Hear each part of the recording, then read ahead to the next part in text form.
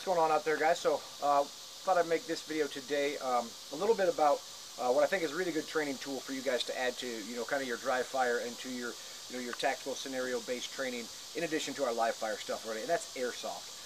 So it's not a surprise. Like I've been using the Airsoft stuff in my Force on Force, my integration classes here for a little while, and it worked fairly well in that. Honestly, they kind of failed us here this last class, so I'm going to look to move away from them. They don't really have the durability to stand up to that sort of stuff, but as far as basic firearms usage and basic scenario-based stuff where they're not going to be getting, hit and grappled with and stuff, actually pretty useful.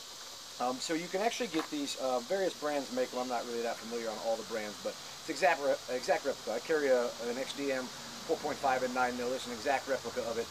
Uses the same holsters and everything that I do. The slide reciprocates. It's got a small amount of recoil, obviously sights and everything like that.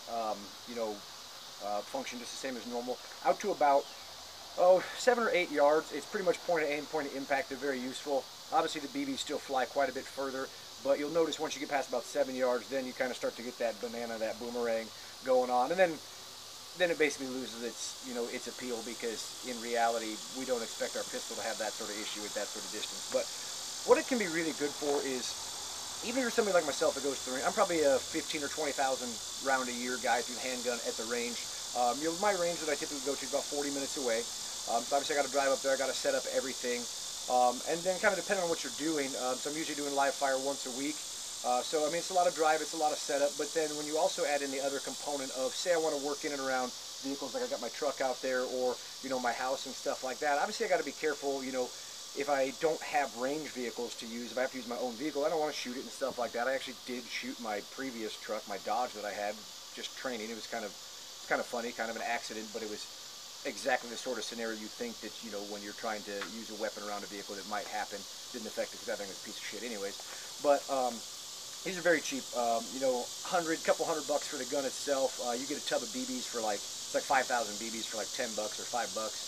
You can buy a little adapter that costs you like 10 or 20 bucks, and you can actually use propane. So actually just use regular propane. You get in the little green camping cans that come like that. So realistically, I could do, these scenario-based, these tactical, defensive sort of scenarios, probably shoot 500 or 1,000 BBs in a day and really only spend a couple of bucks, once you figure in the overhead stuff.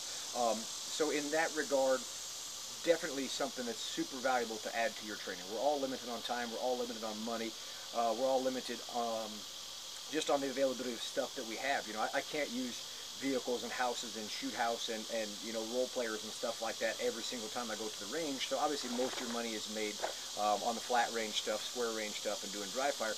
This is just one way to kind of enhance that. So kind of here, I don't really have a scenario set up, but as you can probably see, I've got just a couple targets around the truck, and there's another one that's kind of leaned over on the hill over there that you can't really see on the camera. So kind of thought I'd just, real quick, something, using the vehicle. Obviously, vehicles are kind of a conduit for crime, whether it's carjackings, kidnappings, robberies, and stuff like that, because it's a natural choke point. It's something itself that's of value, and it puts you at a disadvantage, especially if you're seated, as far as, your access to be able to move and fight and things like that. So kind of just something nice, simple.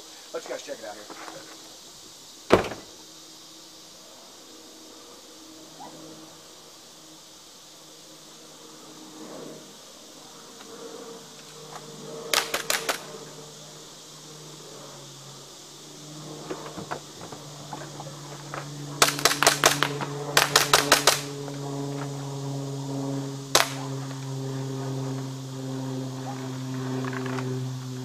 Okay, so you can see, real simple. Didn't take me very long to get that set up or to do it. Actually, I had a little trouble with, I just got done working out before this, so I'm super sweaty, so my shirt was really stuck to my body, so the draw kind of sucked on there. But that's the kind of things that you deal with in real life. If I come out from the gym and I got my gun and the shirt's sweaty, that sort of stuff. But again, you're just kind of putting out tools. If you guys have questions over the specifics that I use, or how to go about it, or anything like that you want to talk about in the comments, please do. But otherwise, remember guys, only the hits count, and you can never miss fast enough to catch back up.